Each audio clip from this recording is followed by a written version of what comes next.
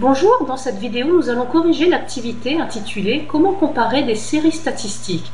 Alors en fait, on va s'intéresser à l'ensemble des notes obtenues par une classe de terminale à une épreuve de bac blanc. Et on va vouloir comparer cet ensemble de notes aux notes obtenues par tous les élèves du lycée. Et pour pouvoir comparer ces deux séries statistiques, eh bien, on va utiliser des diagrammes appelés diagrammes en boîte ou boîte à moustaches. Alors avant de commencer l'activité, je voudrais t'expliquer ce qu'est un diagramme en boîte. On dit aussi une boîte à moustaches. Alors imagine que tu étudies une série statistique, c'est-à-dire une série de valeurs. Alors par exemple, ça peut être une série de notes. Et que sur cette série statistique, tu obtiens certaines caractéristiques, comme par exemple son minimum, c'est-à-dire la valeur la plus petite, son maximum, c'est-à-dire la valeur la plus grande, sa médiane, et ses quartiles, Q1 son premier quartile et Q3 son troisième quartile. Eh bien, un diagramme en boîte va te permettre de résumer ces caractéristiques directement sur un graphique. Alors pour ça, on va mettre toutes les valeurs de la série statistique ici sur un axe gradué. Et notre diagramme en boîte est constitué donc d'une boîte avec deux moustaches. La première moustache aura pour extrémité le minimum de ta série, c'est-à-dire la valeur la plus petite, et la deuxième moustache aura pour extrémité, elle, le maximum de ta série de valeurs, c'est-à-dire la valeur la plus grande.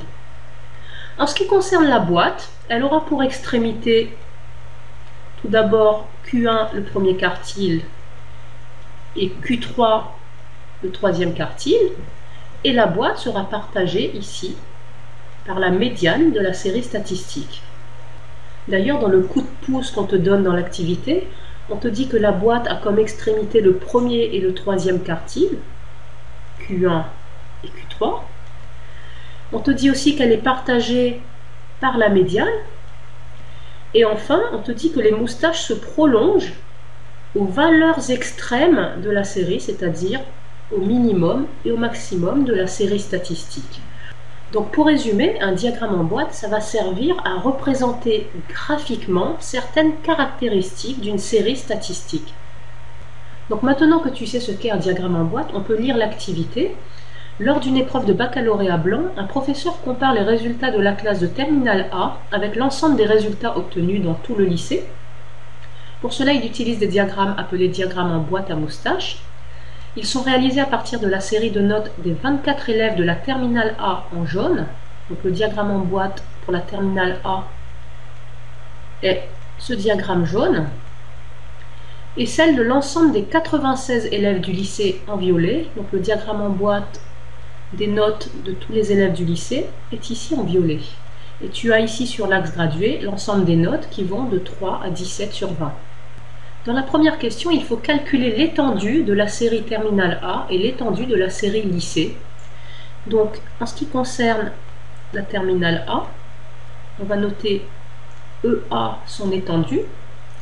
Et pour calculer l'étendue d'une série de notes, eh bien, on fait la note maximale moins la note minimale. Alors pour la terminale A, la note maximale correspond ici à 16, moins la note minimale qui correspond ici à 5, et donc l'étendue pour la terminale A est égale à 11.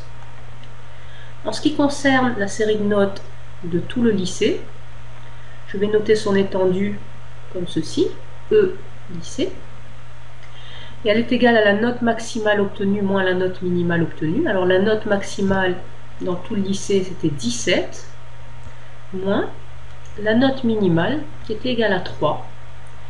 Et donc l'étendue pour le lycée est égale à 14. Dans la deuxième question, il faut calculer l'écart interquartile de la terminale A, puis celui du lycée. Alors l'écart interquartile, comme son nom l'indique, c'est l'écart entre les quartiles. Pour la terminale A, eh bien, combien valent les quartiles? Ici, on va lire son premier quartile Q1 qui est égal à 8. Et ici, on va lire son troisième quartile, Q3, qui est égal à 12. Donc, son écart interquartile consiste à calculer Q3 moins Q1 ce sera égal à 12 moins 8. Il sera donc égal à 4 pour la terminale A. En ce qui concerne le lycée, je procède de la même manière. Je vais d'abord obtenir le premier quartile, ici Q1 est égal à 7. Et le troisième quartile, ici Q3 est égal à 13. Donc l'écart interquartile est égal à Q3 moins Q1, c'est-à-dire 13 moins 7. Il est égal à 6 dans la série de notes du lycée. On passe maintenant à la question 3A. Peut-on affirmer que 48 élèves ou plus du lycée ont eu au moins 11 à cette épreuve? Donc ici, on se concentre uniquement sur le diagramme en boîte violet qui correspond à la série de notes du lycée. Et tu peux voir ici une séparation dans la boîte qui correspond en fait à la médiane des notes du lycée. Et ici, on peut lire que la médiane est égale à 11. Je te rappelle que quand on a la médiane dans une série statistique, eh bien, on sait que on a au moins la moitié des valeurs qui sont supérieures ou égales à la médiane. Donc ici, combien d'élèves a-t-on dans ce lycée? Eh bien, il suffit de lire ici que dans le lycée, on a 96 élèves au total. Je peux donc écrire que l'effectif total, c'est-à-dire le nombre total d'élèves du lycée, que je vais noter grand N, est égal à 96. Moi, ce qui m'intéresse, c'est la moitié. Donc, je vais faire N divisé par 2, c'est-à-dire 96 divisé par 2, et c'est égal à 48. Donc, je peux affirmer qu'on a au moins la moitié des élèves, c'est-à-dire au moins 48 élèves du lycée qui ont obtenu à cette épreuve de bac blanc une note supérieure ou égale à la médiane, c'est-à-dire une note supérieure ou égale à 11. Ça, c'est la propriété de la médiane qui nous le dit. Donc, quand je dis au moins 48 élèves du lycée, cela signifie bien qu'on a 48 élèves ou plus du lycée qui ont obtenu une note supérieure ou égale à 11, c'est-à-dire qui ont eu au moins 11 à cette épreuve. Donc oui, je peux affirmer cette phrase, 48 élèves ou plus du lycée ont eu au moins 11 à cette épreuve. Dans la question 3B, il s'agit de compléter la phrase suivante. Au moins la moitié des élèves de terminale A ont eu une certaine note ou plus de cette note-là. Donc ici, on se concentre uniquement sur le diagramme jaune qui correspond aux notes de la terminale A. Et tu vois que la boîte ici est partagée par la médiane qui est égale à 10. Or, comme je l'ai dit précédemment, on a vu qu'on a au moins la moitié des élèves de la terminale A qui ont une note supérieure ou égale à la médiane, c'est-à-dire une note supérieure ou égale à 10. Donc, on peut compléter la phrase en disant que au moins la moitié des élèves de terminale A ont eu 10 ou plus de 10. Dans la quatrième question, on nous demande tout d'abord de comparer les étendues et les écarts interquartiles des deux séries. Or, voici les résultats que l'on avait obtenus dans les questions précédentes.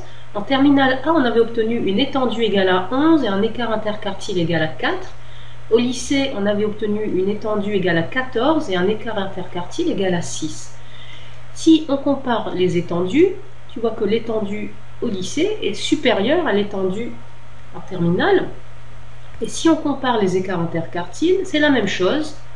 Au lycée, l'écart interquartile des notes est supérieur à celui de la classe de terminale A. Donc, on peut dire que l'étendue et l'écart interquartile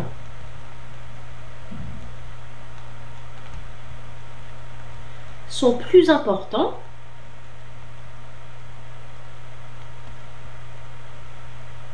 pour la série de notes du lycée